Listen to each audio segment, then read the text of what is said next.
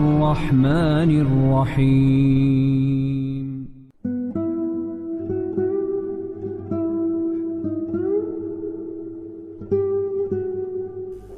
Bismillahirrahmanirrahim. Assalamualaikum warahmatullahi wabarakatuh. Ma'asyiral muslimin wal muslimat rahimani wa rahimakumullah. Perang Badar ini disebut juga dalam Al-Quran sebagai Yaumul Furqan, hari yang membedakan antara hak dan yang batil. Ada juga yang mengatakan bahwa Badar itu disebut Yaumal Taqal Jama'an. Itu dalam Quran, Yaumal Furqan dan Yauma Iltaqal Jama'an. Iltaqa itu artinya berjumpa, Jam'an itu dua pasukan besar. Dan disebut Badar, ada yang mengatakan karena Badar itu diambil dari nama orang, Badar Al-Kinani. Ada juga yang mengatakan Badar itu sebuah sumur yang terletak di gurun pasir yang disebut dengan tempat peperangannya, akhirnya dinisbatkan kepada sumur Badar itu. Maka perangnya disebut perang Badar. Ada juga yang mengatakan karena daerah Badar itu dia seperti sumur melingkar, makanya kemudian disebut Badar, dan perangnya disebut perang Badar. Perang Badar ini ikhwan terjadi pada tanggal 17 bulan Ramadan. Subhanallah, bulan yang penuh berkah, bulan yang dibukakan pintu-pintu sorga, bulan yang ditutup seluruh pintu neraka, dan bulan yang setan-setan diikat di situ. Bulan yang penuh berkah. Dan dalam sejarah ada beberapa peperangan yang terjadi di bulan Ramadan. Yang pertama perang Badar, kemudian Fathu Mekah, termasuk juga perang Qadisiyah, pembebasan Baitul Maqdis di zaman Umar ibn al-Khattab, kemudian perang Tatar. Dan semua peperangan yang terjadi di bulan Ramadan Allah menangkan. Ma'asyiral muslimin, perang Badar ini berbeda dengan perang-perang yang lainnya. Kenapa? Karena perang Badar ini sebenarnya tidak ada tujuan perang sama sekali. Nabi tidak ada tujuan perang. Makanya Nabi tidak mencela orang-orang yang tidak ikut dalam peperangan. Nabi itu ketika keluar ke Badar hanya menganjurkan orang-orang yang hadir saja untuk berangkat. Adapun orang yang bekerja di ladang-ladang mereka atau sedang safar, mereka tidak diwajibkan untuk ikut dalam peperangan, karena memang tujuannya bukan perang. Tujuannya hanya untuk merampas kafilah dagangnya Abi Sufyan yang datang dari Syam menuju Mekah. Itu saja. Kenapa Nabi SAW ingin merampas itu? Ingin merampok apa yang ada pada Abi Sufyan? Karena Nabi ingin mengambil haknya kembali. Dahulu Nabi SAW ketika berdakwah di kota Mekah, apa yang terjadi? Dimusuhi, diancam, bahkan hendak dibunuh. Para sahabatnya disiksa, bahkan sahabat juga ada yang dibunuh seperti keluarga Ammar bin Yasir. Maka ketika itulah Allah mengizinkan mereka hijrah. Ketika hijrah, mereka tidak membawa kecuali sehelai baju di badannya.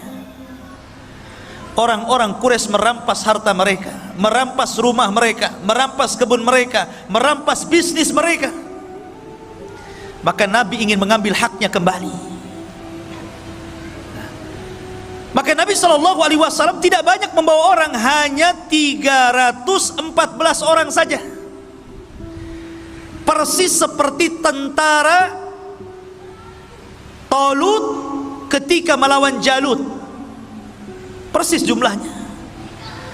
Dan perang Talut ketika melawan Jalut pun terjadi di bulan Ramadan, dan jumlahnya sama itu ya.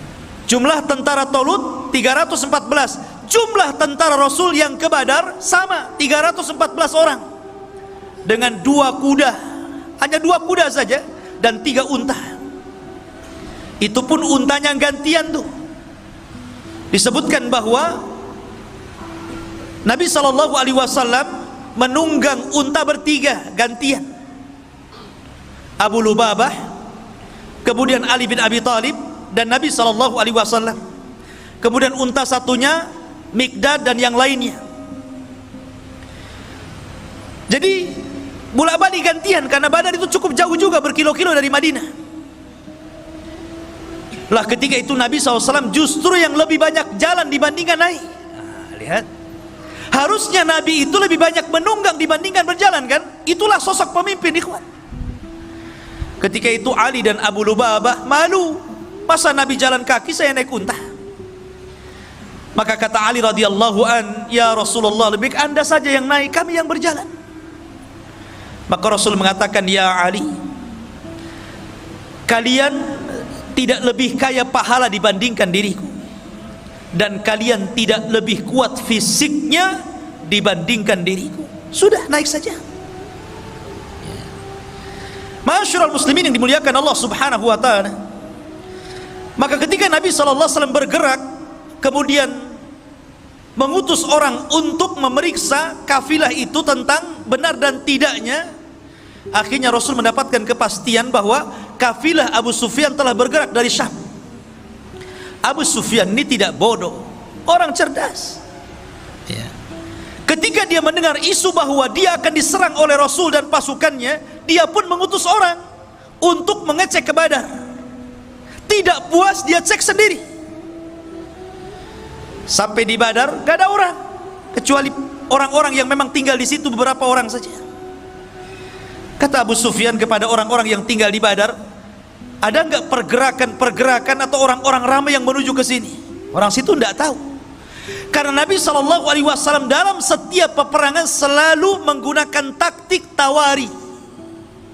Tawari itu artinya, pamannya nih, dari sini ke Batam Center harusnya melewati jalan yang harusnya dilalui jalan besar, tapi dia mungkin belok ke Bengkong dulu sana. Itu namanya tawari. Setiap peperangan Rasul seperti itu, kecuali 2 peperangan. Pertama perang Badar, yang kedua perang Tabuk. Itu betul-betul dilalui dalam jalan aslinya. Kenapa Nabi di perang Badar tidak tawari? Karena Allah sudah menjanjikan kemenangan. Allah sudah turunkan ayat menjanjikan kemenangan dan akan mengutus para malaikat untuk menolong Rasul. Makanya Rasul gagah berani berjalan. La ma'asyiral muslimin. Jadi Abu Sufyan ini mencari-cari, rupanya tidak ada pergerakan di situ.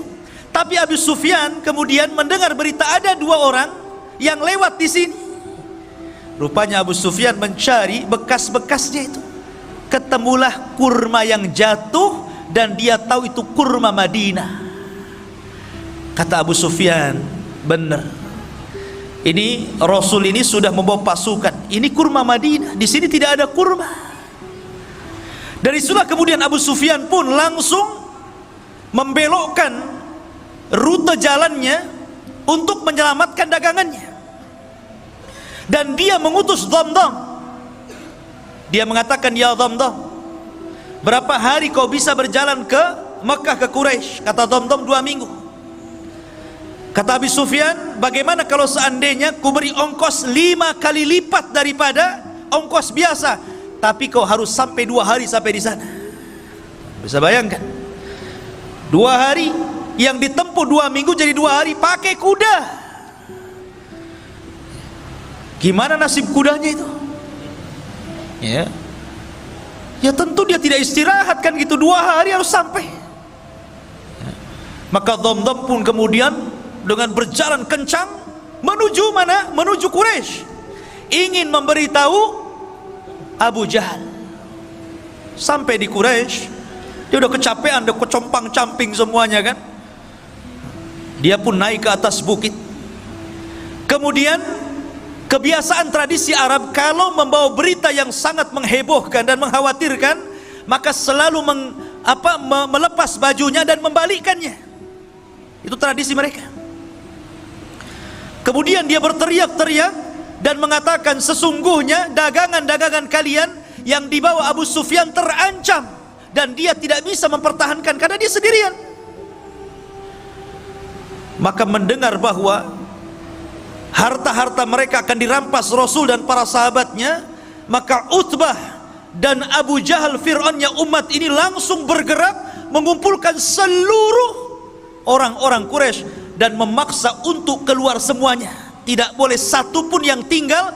Kalaupun dia tidak ikut dalam perang, minimalnya dia harus menggantikan dan membayar orang sebagai gantinya. Ketika itu ada kisah Umayyah ibn Khalaf.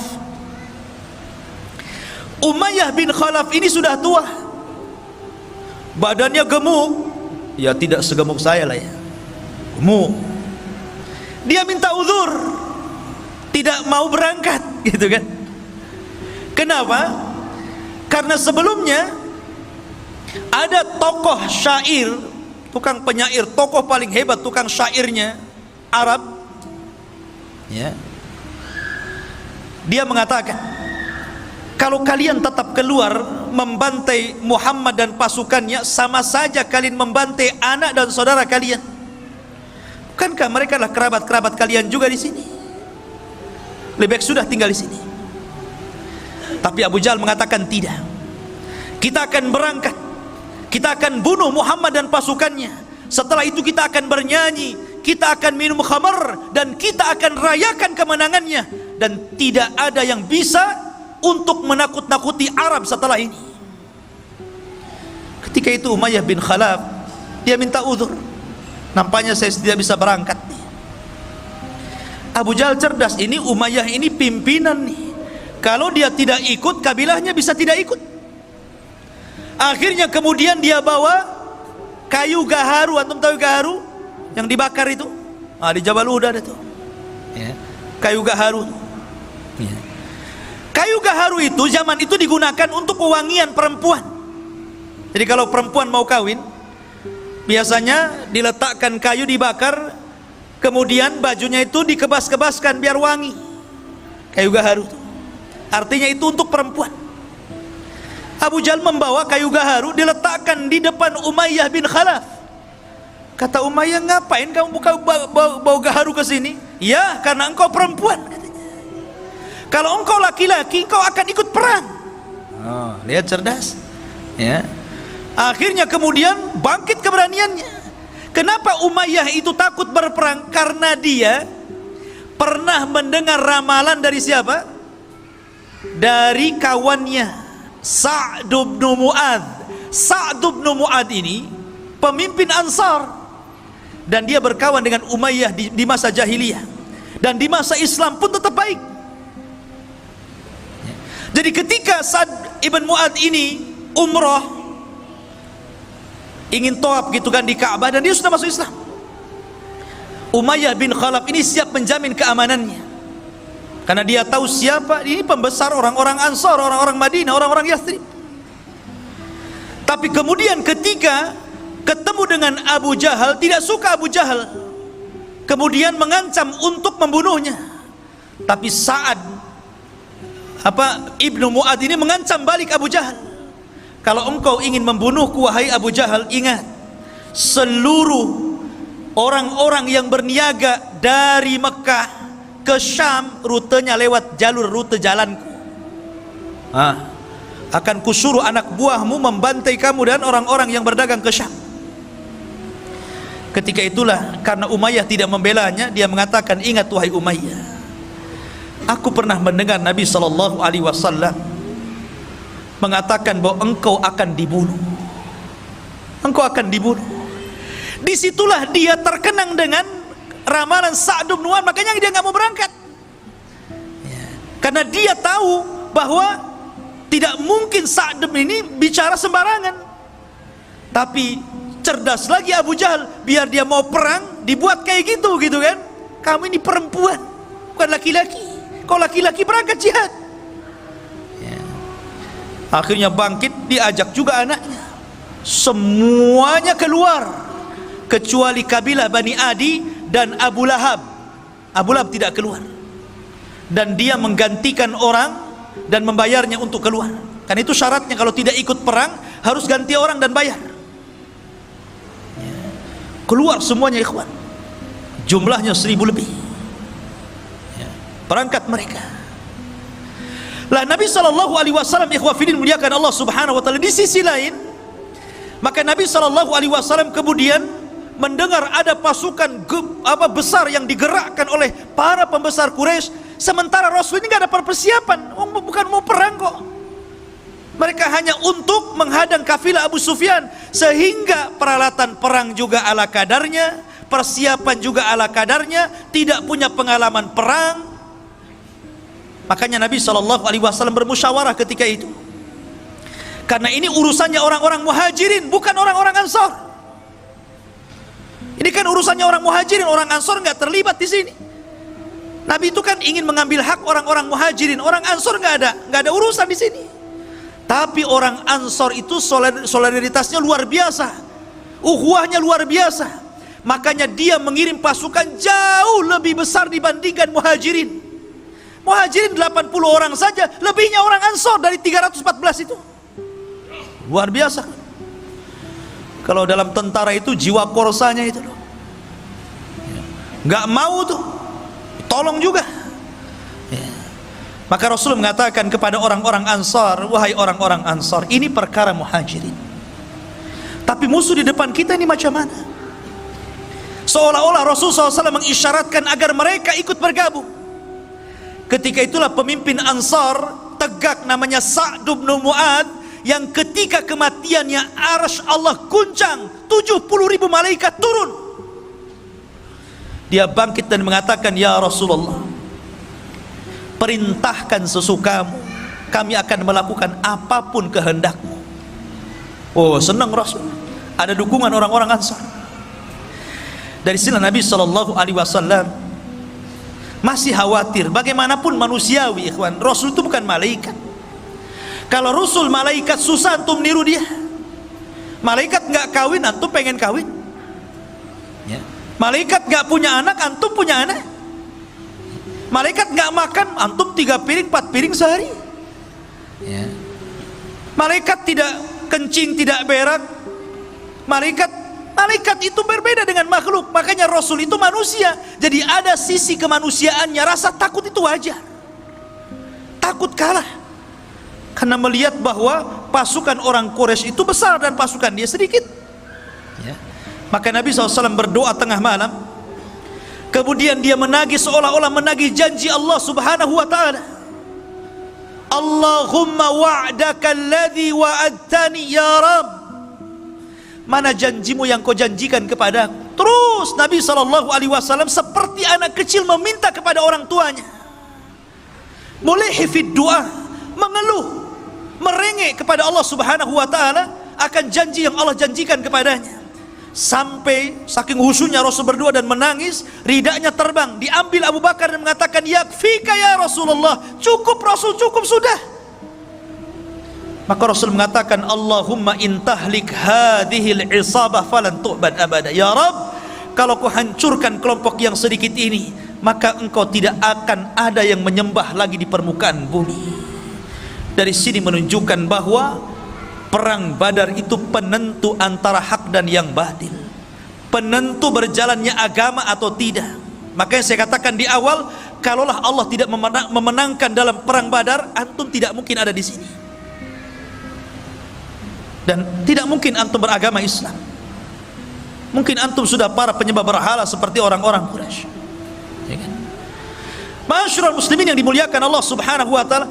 Dari situlah kemudian Nabi SAW diwahyukan dan dijanjikan dengan apa? Dengan 1000 malaikat akan diturunkan. Kemudian Allah subhanahu wa ta'ala janjikan lagi, in tattaqu wa tasbiru, kalau engkau bertakwa dan terus bersabar, yumdidkum bisalasati alafin minal malaikah, ku tambah lagi 3000, 4000 jadinya. Kemudian di hari peperangan Allah kirim 5000 pasukan malaikat dipimpin Jibril dan sahabat dipimpin Rasul. Coba kalau peperangan ini para sahabat dipimpin Nabi, sementara malaikat dipimpin Jibril. Siapa yang bisa mengalahkan perang ini? Ini malaikat ikut campur masalahnya. Lain dengan perang Uhud. Sebenarnya perang Uhud itu malaikat akan membantu, cuman karena ada kesalahan dari kalangan para sahabat menentang perintah Rasul, jadi terjadi kekalahan. Tapi perang Badar ini semua taat kepada Rasul. Lah makanya ikhwah fillah muliakan Allah Subhanahu wa taala, ketika pada hari yang ditentukan inilah, maka Nabi SAW ketika itu memilih tokoh-tokoh untuk menjadi pemimpin perang. Di antaranya Raisul Am, ya tentu Nabi SAW, pemimpin umumnya. Kemudian di sana ada pemimpin di bawah beliau namanya Mus'ab ibn Umair Al-Badri Al-Qurashi. Kemudian dari kalangan muhajirin dibentuk lagi kelompok-kelompok kecil dan dipimpin Ali bin Abi Thalib. Dan dari kalangan Ansar dipimpin oleh pemimpinnya sendiri Sa'd bin Mu'adz. Dan dibuat bersop-sop. Rasul membuat taktik perang yang tidak dikenal orang-orang Arab.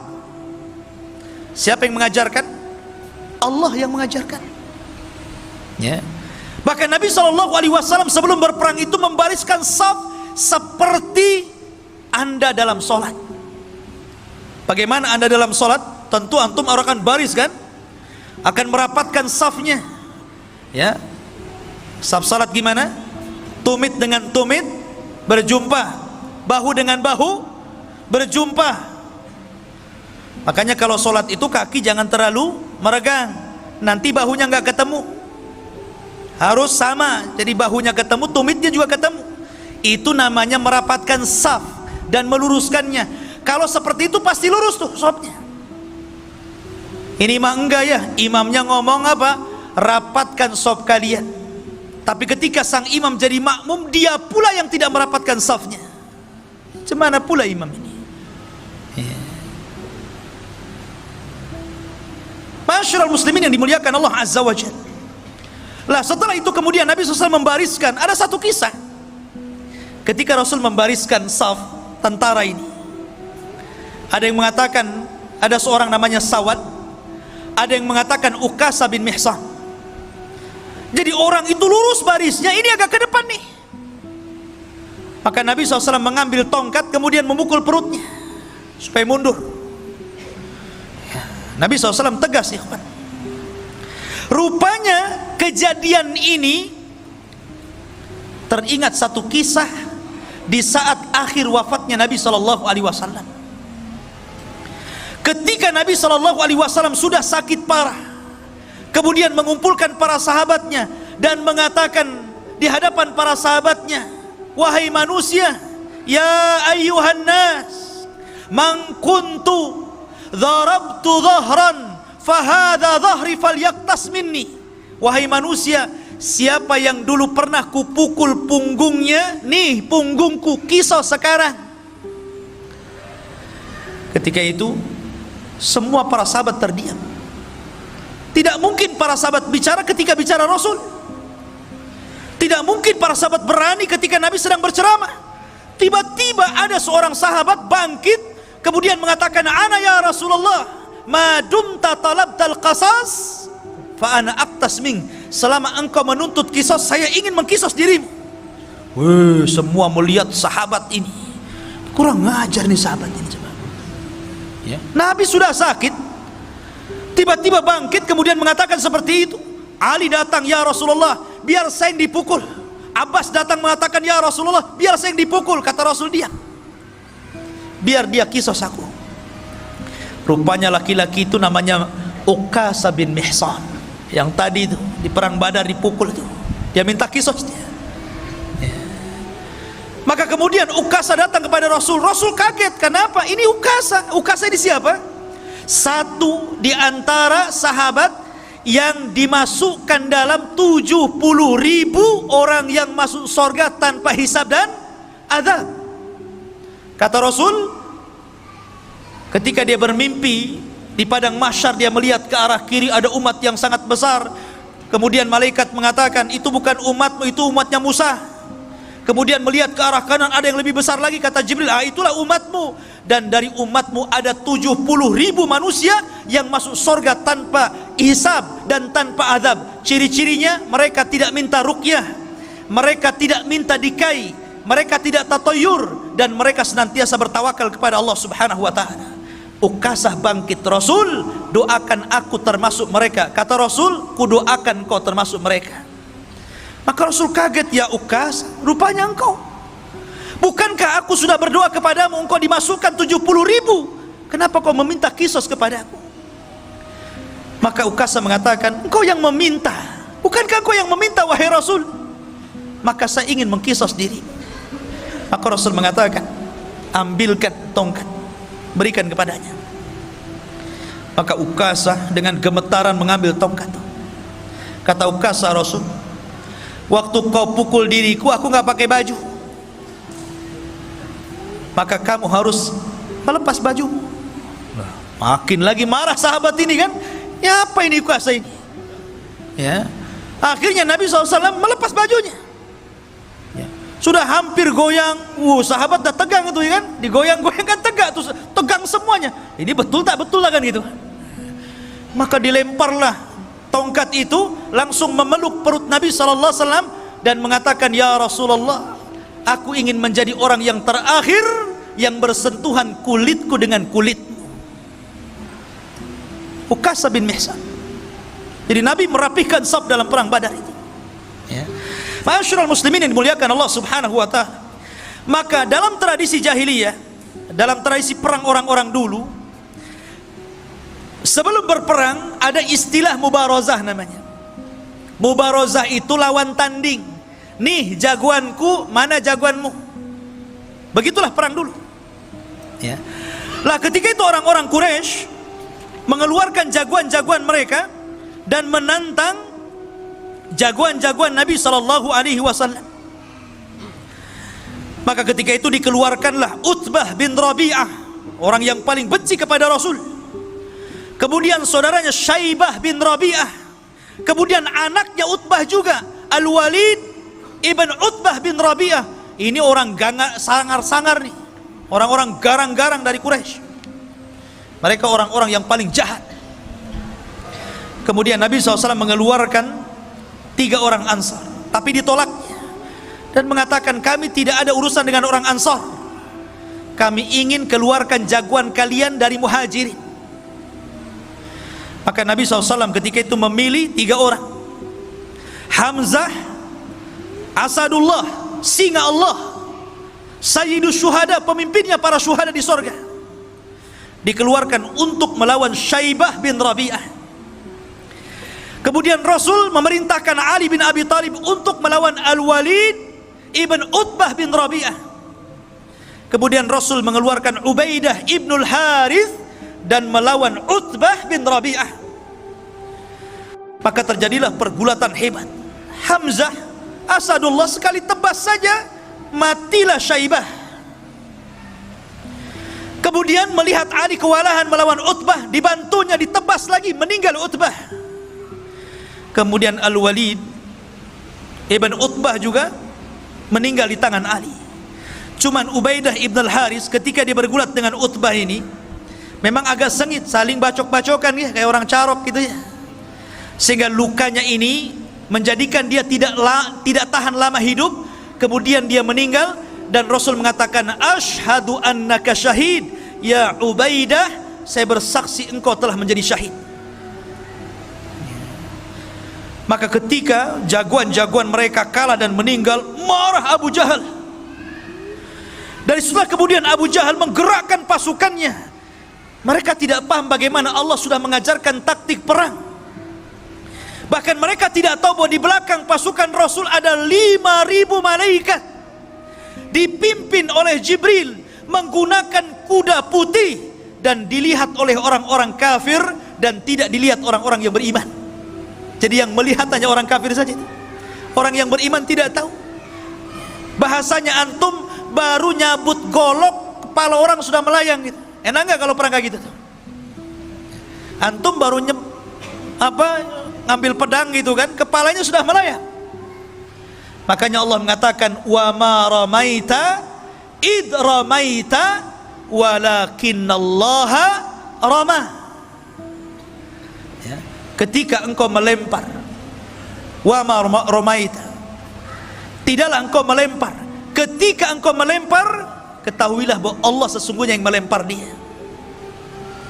Karena ketika itu kuda yang ditunggangi Jibril ini menebarkan debu, dan debu itulah masuk ke mata-mata orang-orang kafir Quraisy ini, sehingga mereka kesulitan untuk memandang. Dan itulah para sahabat mudah untuk melumpuhkan, sehingga 70 orang kafir meninggal dan 70 menjadi tahanan. Selebihnya mereka lari tunggang langgang kembali ke Mekah. Dan subhanallah, Allah hinakan Abu Jahal oleh dua anak kecil, namanya Mu'adz dan Mu'awwidh, keduanya putra Afra. Ini anak kecil ini ikut perang, si Mu'adz dan Mu'awwidh ini. Dia kan orang Madinah, nggak tahu Abu Jahal mukanya kayak apa, dia nggak tahu.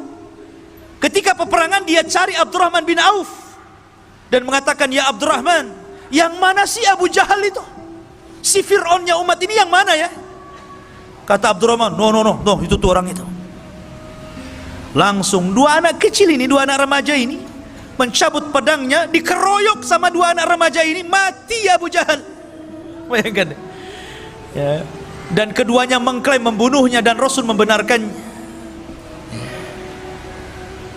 Masyarul muslimin yang dimuliakan Allah Azza wa Jalla. Adapun yang lainnya kena tahanan. Dan seluruh orang-orang yang pernah didoakan Rasul kehancuran mereka terbukti di perang Badar. Ketika Nabi SAW di awal-awal dakwahnya, ikhwan, Nabi SAW diejek oleh Abu Jahal dan mengatakan, siapa yang berani meletakkan salah jazur, kotoran unta yang masih berdarah itu, di pundak Muhammad yang sedang sujud di Ka'bah, ku beri dia hadiah. Berdirilah siapa? Uqbah bin Abi Mu'aid. Ini orang yang paling jahat. Dulunya pengagung Rasul, tapi karena perkawanan yang salah akhirnya jadi balik, jadi jahat. Ingat, kawan itu yang baik, ikhwan.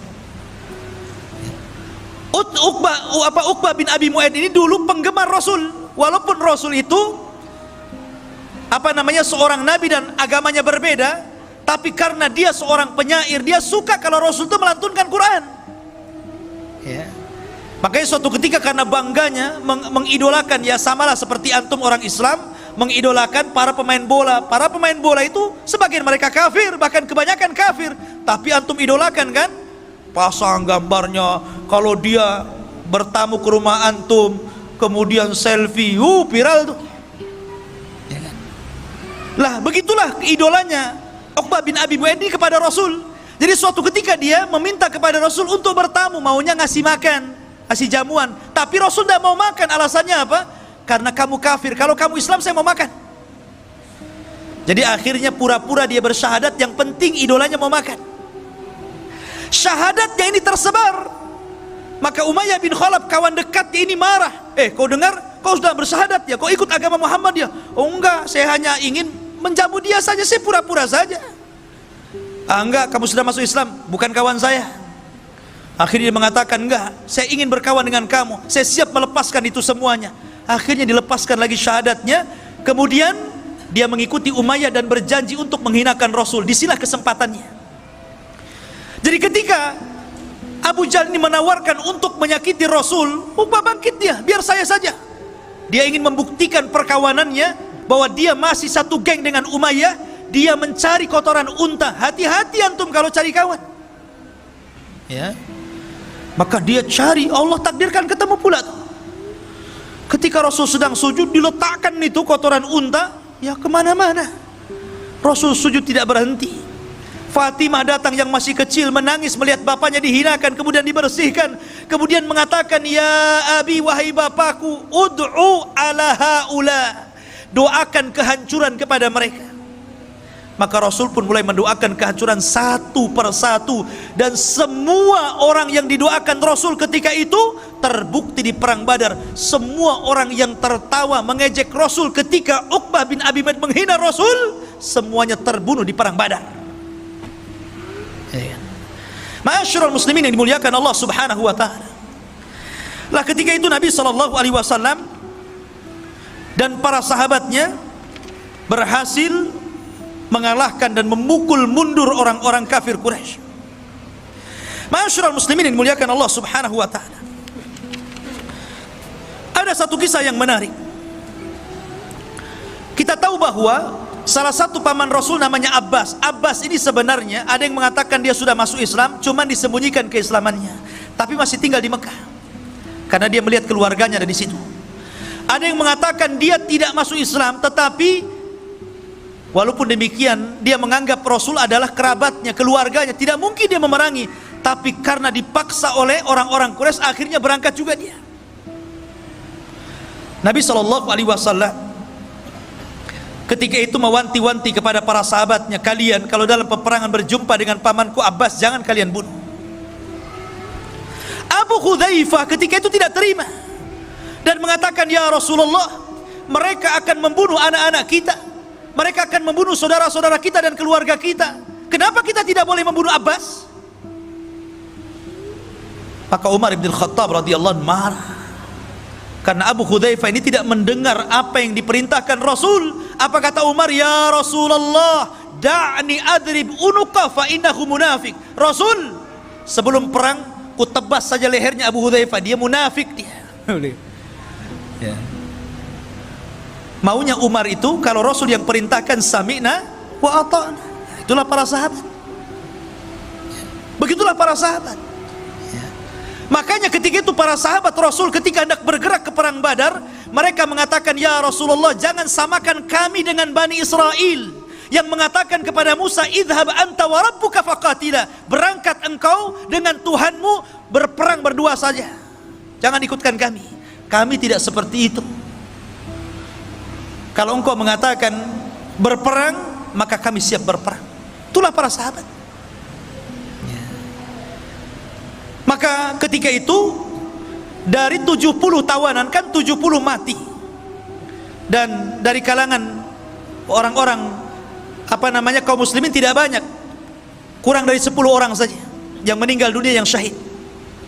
Tapi dari kalangan orang-orang Quraisy 70 meninggal dan 70 menjadi tawanan. Lah tawanan ini salah satunya yang ditawan siapa? Abbas. Ini kena tawan nih. Ketika itu orang Ansor mengaku dan mengatakan, ya Rasulullah, aku yang menawannya. Kata Abbas, diam kau bodoh, bukan kamu yang menawan. Yang menawanku adalah seorang laki-laki yang berpenampilan aneh, pakai kuda putih, kemudian pakaiannya putih. Maka Rasul mengatakan, ya Abbas, itulah malaikat. Yang menawanmu adalah malaikat. Lah ma'asyiral muslimin yang dimuliakan Allah Azza wa Jalla, akhirnya kemudian Abbas ini dirantai, sebagai tawanan dirantai, tidak boleh lepas lagi, nanti kabur dia kalau nggak dirantai. Ya, yang dijeruji saja bisa manjat, apalagi di rantai saja kan. Abbas ini karena kesakitan, karena namanya dirantai gitu kan, kesakitan. Jadi tengah malam dia, namanya orang kesakitan pasti akan yasruh, ya, pasti akan mengeluarkan suara sakit, aduh gitu kan. Lah Rasul ini mendengar suara aduhnya Abbas bin Abdul Muttalib, namanya pamannya sendiri, dan sudah dianggap keluarga paling dekat, paman yang dicintainya. Dia tidak tahan dengan suara yang keluar dari lisan Abbas yang kesakitan itu, sehingga dia tidak tidur sama sekali. Dia sedih melihat Abbas. Tapi Nabi SAW seorang manusia yang adil, ikhwan, yang sangat adil, dan keadilannya harus dicontoh oleh seluruh para pemimpin yang hendak jadi pemimpin. Walaupun dia pamannya, tidak lantas kemudian karena dia kesakitan dia datang, dah kamu itu paman saya lepas saja kan begitu. Enggak, dibiarkan. Cuman Rasul merasa merana saja. Di pagi harinya itulah dia mengumpulkan para sahabat Rasul. Kemudian dia berceramah, demi Allah, semalam aku mendengar suara Abbas kesakitan, dan aku tidak tenang dan aku tidak tidur sampai hari ini. Maka melihat kesedihan Nabi SAW, sahabat mengatakan, ya Rasulullah, kalau memang engkau berkehendak untuk kami memaafkannya, kami akan maafkan dia. Kalau engkau berkehendak, engkau ingin melepaskan dia, kami lepaskan. Tuh lihat para sahabat, bagaimana memahami perasaan Nabi SAW. Tetapi Nabi SAW sekali lagi adalah manusia yang adil, tidak mungkin dia lepaskan tawanan. Jangankan lagi Abbas, ketika ada seorang wanita dari Makhzumiyah mencuri, kemudian didatangkan kepada Nabi SAW, Ali datang kepada Rasul, ya Rasul maafkan sajalah wanita itu. Kemudian Abbas juga datang, ya Rasul maafkan saja. Akhirnya sampai meminta Usama yang lembut, anak angkat Rasul, biar Rasul maafkannya. Tapi Rasul mengatakan, ayyuhan nas, aimullah, lau kana Fatimatu bintu Muhammadin saraqat laqata'tu yadah. Wahai manusia, demi Allah, kalaulah putriku Fatimah bintu Muhammad mencuri, aku yang akan potong tangannya. Lihat bagaimana keadilan Rasul. Makanya kemudian mengatakan kepada Usama, ya Usama, jangan kau uji diriku ya. Sesungguhnya hancurnya umat terdahulu apabila orang-orang mulia mencuri, maka ditinggalkan hukum hudud. Tapi apabila orang-orang lemah yang mencuri, maka mereka menegakkan hukum hudud. Rupanya sabda Rasul ini menjadi kenyataan hari ini. Kalau para pejabat yang mencuri, para koruptor-koruptor itu, enaknya penjaranya jaga enak. Enak nggak tuh penjaranya itu? Enak gitu kan. Tapi coba kalau yang nyuri itu orang-orang rendah gitu, nyuri nasi bungkus dikejar, dibakar sama ban. Masyarul muslimin yang dimuliakan Allah Subhanahu wa ta'ala, intinya bahwa Nabi SAW membiarkan Abbas, kata Rasul, tidak, biarkan dia terikat. Dan jangan lepaskan siapapun kecuali dia bayar tebusan. Walaupun Abbas, dia harus bayar tebusan. Itulah keadilan, harus ditegakkan, tetap harus ditegakkan, tidak bisa. Ya. Masyarul muslimin yang dimuliakan Allah Subhanahu wa ta'ala.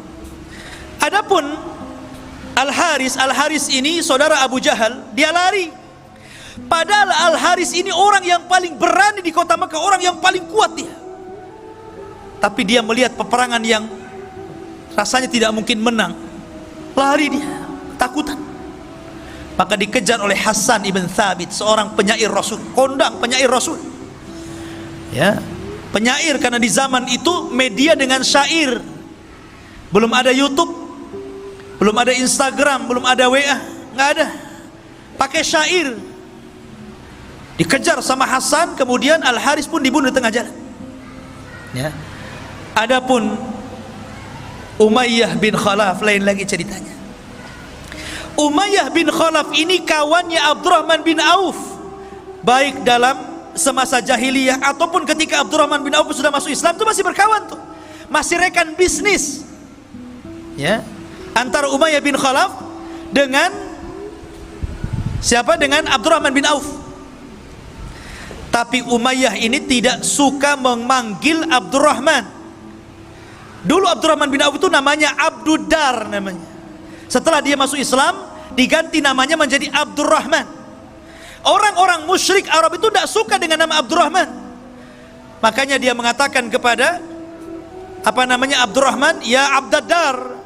Tapi Abdurrahman tidak mau nengok, nggak suka nama itu nama jahiliyah. Makanya antum kalau punya nama yang tidak bermakna, apalagi namanya aneh-aneh gitu kan, ada namanya Jahannam gitu kan, apa ini antum kasih nama Jahannam, gantilah. Ya, jadi dia nggak suka. Akhirnya kemudian kata Umayyah, wahai Abdaddar, kalau aku panggil dirimu Abduddar, kau tidak suka. Tapi kalau engkau berkehendak dipanggil Abdurrahman, aku yang tak suka. Ya. Sekarang ku panggil saja dirimu Abdul Ilah. Baru kemudian karena disebut Abdul Ilah, Abdurrahman menengok. Ya, ada apa wahai Umayyah? Umayyah ini tahanan masalahnya. Ya kan? Kata Umayyah, ya Abdurrahman, kita kan sudah berkawan, sudah CS lah kita ini, tolong lindungi aku. Kita ini berkawan semasa jahiliyah, kawan bisnis. Maka kemudian Abdurrahman melihat kasihan kepada Umayyah. Dia mengatakan, ya Muhajirin, ya Ansar, Umayyah bin Khalaf atas tanggunganku, aku yang jamin dia. Oh, mendengar itu Bilal nggak terima, karena Bilal itu disiksa oleh Umayyah bin Khalaf. Ingat ceritanya Bilal? Bilal dibawa ke padang pasir, kemudian ditindih dengan batu panas, kemudian dipaksa murtad, hampir mati. Bilal hanya menyebutkan ahadul ahad. Siapa yang menyiksa Bilal? Umayyah bin Khalaf. Tiba-tiba Bilal bangkit dari belakang dan mengatakan, tidak, kata Bilal. Pada orang-orang Muhajirin dan Ansar setuju tuh, karena mereka menghormati siapa? Abdurrahman. Siapa yang tidak kenal Abdurrahman? Tapi Bilal bangkit dan mengatakan, inna jauta, gimana? Laula najauta fala najah. Kalau seandainya engkau ingin selamat, maka engkau tidak akan selamat. Kalau seandainya engkau ingin selamat, engkau tidak akan selamat. Maka ketika itu seluruh para sahabat melihat Bilal. Ketika itu Bilal mengacungkan pedang. Maka kemudian para sahabat mengisyaratkan kepada Abdurrahman untuk menunduk, supaya tidak melihat kawannya dibunuh Bilal. Karena itu aib membunuh orang di depan kawannya. Maka Abdurrahman langsung menunduk. Bilal datang menebas leher Umayyah, kemudian menyembelihnya. Ma'asyiral muslimin yang dimuliakan Allah Subhanahu wa taala. Itulah tragis tawanan-tawanan yang dahulunya mereka sangat menghina Rasul, akhirnya mereka mendapatkan akibatnya. Maka jangan pernah lecehkan agama. Jangan menghina Allah, jangan menghina Rasul, jangan menghina Al-Quran. Nanti akan ada akibatnya. Ma'asyiral muslimin yang dimuliakan Allah Subhanahu wa taala. Kemudian juga ada kisah yang lainnya yang cukup menarik. Dalam perang Badar, ikhwah fillah dimuliakan Allah Subhanahu wa taala, kita tahu bahwa tawanan-tawanan ini menjadi khilaf antara Abu Bakar dan Umar. Kata Abu Bakar, ya Rasulullah, mereka itu kerabat kita, masih saudara kita. Bagaimana kalau seandainya yang mampu bayar kita lepaskan, yang nggak mampu maafkan saja? Kata Umar, tidak, mereka musuh Allah dan Rasulnya, mereka harus dibunuh. Lihat, Nabi ini cenderung kepada pendapatnya Abu Bakar, karena Rasul itu rahim. Makanya Rasul dan Abu Bakar itu selalu klop, maksudnya perasaannya itu halus. Lain dengan Umar. Ya, orang itu kan begitu ya, ada yang lembut, ada yang kasar. Ya, nah memang Nabi Adam juga diciptakan dari benda tanah-tanah yang halus, yang keras. Makanya ada yang halus, ada yang keras kepala, kan begitu. Ya. Lah, akhirnya Allah Subhanahu wa taala membenarkan ra'yunya siapa? Umar. Pendapatnya Umar dikuatkan sama Al-Qur'an loh. Makanya Umar itu disebut mulham. Ucapannya itu selalu menyerempet wahyu. Makanya Rasul kalau mengatakan, kalaulah ada nabi sepeninggalku, Umarlah orangnya. Dia puji tuh. Ya kan? Maka kemudian turunlah ayat, maka nabi ayyakuna lahu asra hatta yudkhina fil turiduna aradal hayatid dunya. Tidak boleh bagi seorang nabi itu punya tawanan hanya karena ingin merendah kepada kehidupan dunia. Dibenarkan untuk ucapan Umar. Dari sinilah kemudian Nabi SAW membuat keputusan tentang tawanan itu menjadi 3. Sebagian mereka yang membahayakan dibunuh, sebagian mereka yang bisa ditebus supaya membiayai uangnya bagi kaum muslimin, tebus. Dan sebagian mereka yang tidak bisa ditebus, maka mereka harus mengajari kaum muslimin. Yang pintar matematika suruh ngajari anak-anaknya, yang pintar fisika suruh ngajari anak-anaknya kaum muslimin. Yang pintar Quran, enggak mungkin Quran orang musyrik ya. Ya. Intinya suruh menyalurkan ilmunya, dibagi 3 akhirnya. Begitulah Allah, Rasul SAW memperlakukan para tawanan. Tapi Rasul mengatakan kepada para sahabatnya, aku nasihatkan kepada kalian agar berbuat baik kepada tawanan kalian. Lihat bagaimana kita lihat sekarang, ketika orang-orang kafir menawan kaum muslimin. Kita lihat di media-media mas bagaimana mereka disiksa habis-habisan, terkadang mati meninggal di penjara. Tapi Islam tidak demikian. Islam itu dinur rahmah, ikhwan. Kata Rasul, saya wasiatkan kepada kalian agar berbuat baik kepada tawanan kalian. Antum ingat kisahnya Sumamah bin Asal? Dia kena tawan tuh, ya. Dia kena tawan oleh pasukan Rasul, dibawa ke hadapan Rasul. Kata Rasul, ikat dia di masjid.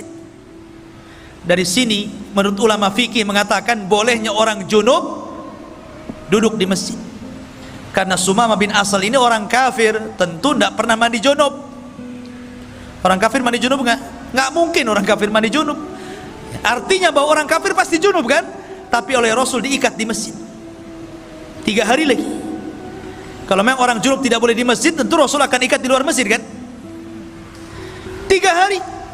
Setiap hari Rasul menawarkan Islam, dan Rasul memperlakukan Sumamah dengan baik, para sahabatnya juga dengan baik, bicaranya lembut. Dari situlah Sumamah melihat bagaimana akhlak Rasul dan para sahabat. Karena 3 hari tidak mau masuk Islam, dilepaskan sama Rasul. Kenapa? Karena Sumamah bin Asal ini adalah pemimpinnya Yamamah, dan Yamamah itu adalah penghasil gandum terbesar yang memasok gandumnya ke Quraisy. Ini kalau dibunuh bahaya, ya, makanya dilepas. Sepanjang jalan Sumamah ini mikir, kok beda agamanya dengan agama yang saya anu, lebih indah, lebih somea, lebih sopan, baik. Balik lagi dia, kemudian mengislamkan dirinya, asyhadu an la ilaha illallah wa asyhadu anna Muhammadar Rasulullah. Lihat, kan dia bisa aja pulang kan, balik lagi masuk Islam dia. Itulah bagaimana Rasul memperhatikan tawanan dengan baik. Akhirnya Rasul mengajarkan bagaimana cara umrah. Mendengar Sumamah ini masuk Islam, orang Quraisy marah tuh. Ketika dia umrah hampir panah-panah menghadang dia. Kata Sumamah, coba-coba kalian panah saya, ku stop gandum kepada kalian, kelaparan kalian. Akhirnya betul, di stop betul. Habis umrah dia pulang, dia stop. Kata Sumamah, aku baru akan ngirim gandum kepada kalian kalau ada izin dari Nabi SAW. Akhirnya berbulan-bulan mereka nggak ada makanan, datang minta izin agar dilepaskan. Akhirnya dikirim lagi. Lah ini ikhwafin muliakan Allah Subhanahu wa taala, bagaimana Rasulullah SAW memperhatikan tawanan. Maka perang Badar ini luar biasa banyak pelajaran yang kita bisa petik. Salah satunya ikhwafin muliakan Allah Subhanahu wa taala, bahwa dalam perang ini, di mana Allah Subhanahu wa taala memuliakan agama ini karena mereka memuliakan Allah dan Rasulnya. Mereka taat dengan Allah dan Rasulnya. Mereka ikut berperang bersama Nabi SAW. Kemudian yang kedua, kalaulah Allah Subhanahu wa taala tidak menolong dalam perang Badar ini, tentu kita tidak pernah beragama Islam lagi. Dan ini nikmat yang sangat besar. Makanya Badar itu perang pertama dalam Islam, perang pertama yang menentukan hak dan yang batil, perang pertama disembah dan tidaknya Allah, dan perang yang menentukan tegaknya la ilaha illallah. Itulah perang Badar. Makanya kenapa ikhwah fillah muliakan Allah Subhanahu wa taala, perang ini luar biasa. Kalau kita petik sedikit demi sedikit pelajaran dari perang Badar ini, luar biasa. Banyak pelajaran yang kita bisa petik. Cuman sayang memang waktu yang sangat singkat, sehingga kita hanya mengambil cuplikan-cuplikan kisah bagaimana keberanian Rasul dan juga para sahabat Nabi sallallahu alaihi wasallam. Ini saya bisa sampaikan. Subhanallah bihamdika, asyhadu an la ilaha illa anta astaghfiruka wa atubu ilaik. Allah taala. Assalamualaikum warahmatullahi wabarakatuh.